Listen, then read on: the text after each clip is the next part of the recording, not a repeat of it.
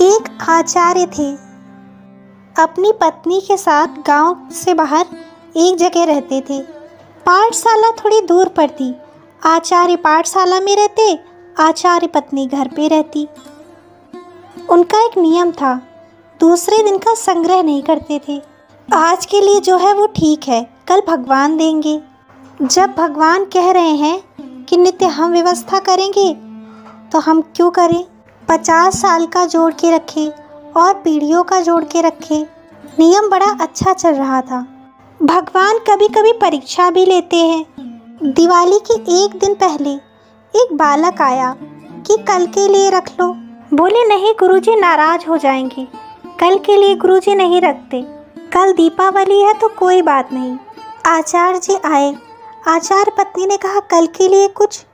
आचार्य ने कहा कुछ सोचना ही नहीं है। आचार्य बोले व्यवस्था होगी, और ये कहकर वो पाठशाला चले गए। दीपावली का दिन था। सुबह दोपहर शाम हो गई पर कोई नहीं आया। भूख के मारे नियम टूट गया। गुरुजी ने अपने मन को बहुत समझाया। भगवान को वो बहुत मानते थे, लेकिन वो भूखे रहे। शाम को उन्हें लगा नहीं, गीता में गलत लिखा है। सो पेंसिल उठाई और गीता की उस श्लोक को काट दिया। रात को नींद नहीं लगी। शर्म के मारे घर नहीं गए।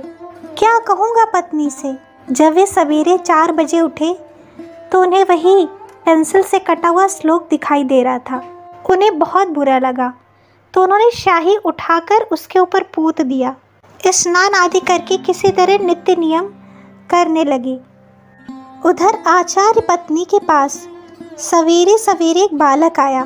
एक बालक सिर पर गठरी रखे कह रहा था, माँ दरवाज़ा खोलो, यह सामग्री भवन में रखो और मेरा मुंह देखो। आचार्य पत्नी ने दरवाज़ा खोला और देखा एक बालक सिर पर गठरी रखे खड़ा है। उसके शरीर पर निशान है, मुख काला है। बेटा तुम्हारी ये दशा किसने की।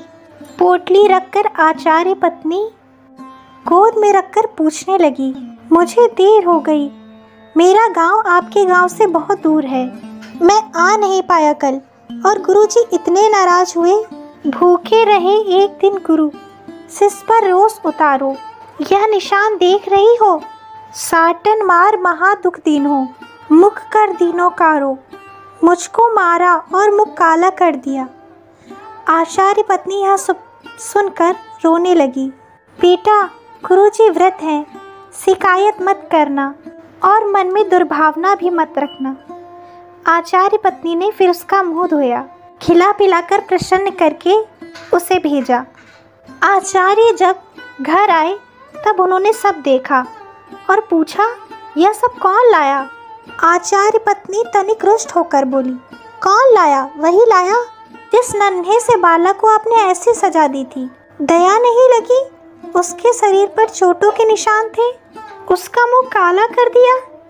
आचार्य जी बोले, मेरे पास तो कोई नहीं आया। आचार्य पत्नी बोली, मैं कोई झूठ बोलती हूँ, मैंने खुद उसके मुंह की काली खटाई, पता नहीं कौन सी काली लगाई थी। उसके मुंह की कालीमा तो दूर हुई पर बड़ी मुश्किल से, और हमारे हाथ तक काले हो गए। ऐसा कहकर आचार्य पत्नी ने अपने दोनों हाथ आचार्य के सामने कर दिए। आचार्य पत्नी ने अपने दोनों हाथ आचार्य के सामने कर दिए तो कालीमा में तब वही गीता का श्लोक दिखाई दे रहा था। आचार्य जी बहुत भावुक हो गए। श्री गीता जी की 108 परिक्रमाएं की और उस श्लोक को फिर उसी जगह लिखा। भगवान, ये 100% सही बात है। जो भगवान के भरोसे रहता है, भगवान उसकी नित्य व्यवस्था करते हैं।